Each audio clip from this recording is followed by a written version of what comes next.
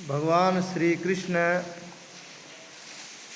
सखाओं के साथ खेल रहे हैं और खेल खेल में जब हार जाते हैं तो भगवान कहते नहीं हम जीत गए हैं। तो ग्वाल वाल उसमें बहुत सुंदर उदाहरण देते हैं। क्या कहते हैं ग्वाल वाल? सूरदास जी कहते हैं खेलत में कोका को गुसैया, खेलत में कोका को गुसैया, हरिहारे जीते श्री दामा, हरिहारे जीते श्री दामा, बरवसही कत करत रसैया,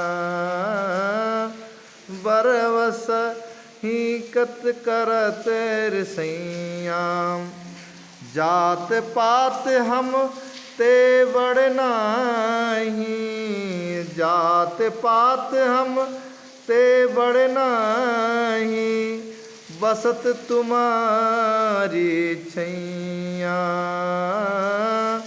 बसत तुम्हारी छैया।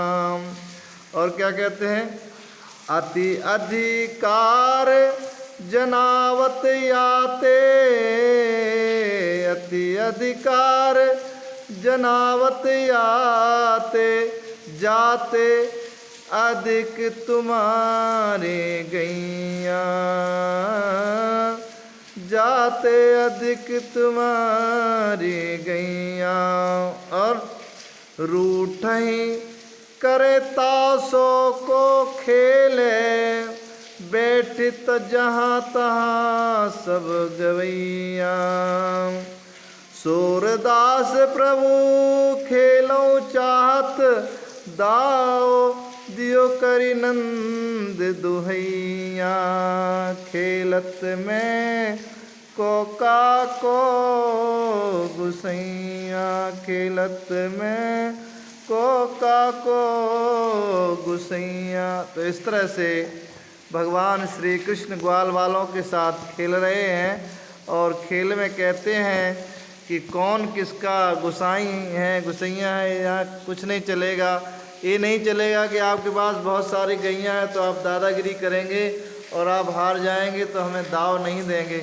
हम आपका दाव लेंगे, हम आपका पीठ पे बैठेंगे, जो भी करेंगे। आप हारे हैं तो आपको ये काम करना ही पड़ेगा। तो भगवान श्री कृष्ण से वो ये नहीं समझ रहे कि भगवान है क्या है, वो केवल सखा मान रहे हैं। वो कहते हैं कि आप बहुत सारी आपकी गाय हो गई तो आप बहुत बड़े आदमी नहीं हो गए हैं।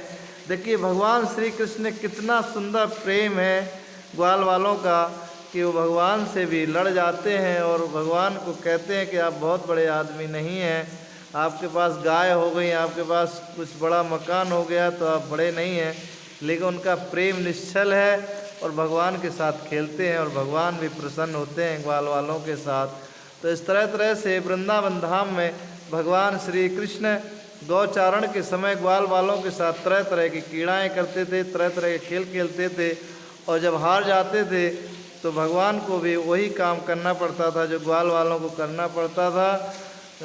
तो इस तरह से बहुत सुंदर सूरदास जी ने ये पद में गाया है और ये बहुत माधुर्य और सुंदर लीलाओं का यहाँ पे चित्रण किया है।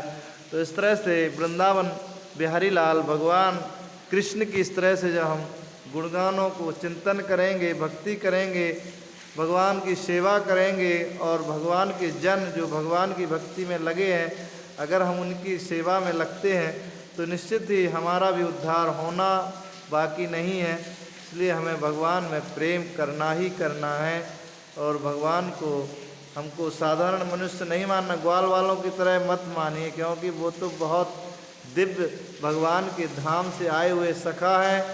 तो हमें उनकी नकल नहीं करनी है, हमें तो सिर्फ और सिर्फ भगवान श्री कृष्ण की सेवा करनी है, जप करना है ना, उनके गुणों को गाना है, उनकी गुण की लीला का हमको सुंदर ढंग से अपने हृदय में उतारना है, जिससे हमें वही चिंतन रहे, वही मनन रहे, जिससे हमारा आने वाला समय, आने वाला हमारा दिन, आने वाला हमारा जो जन्म है वो सार्थक हो सके और हम पूर्णतः भगवान की शरण ग्रहण करके भगवत धाम जा सकें।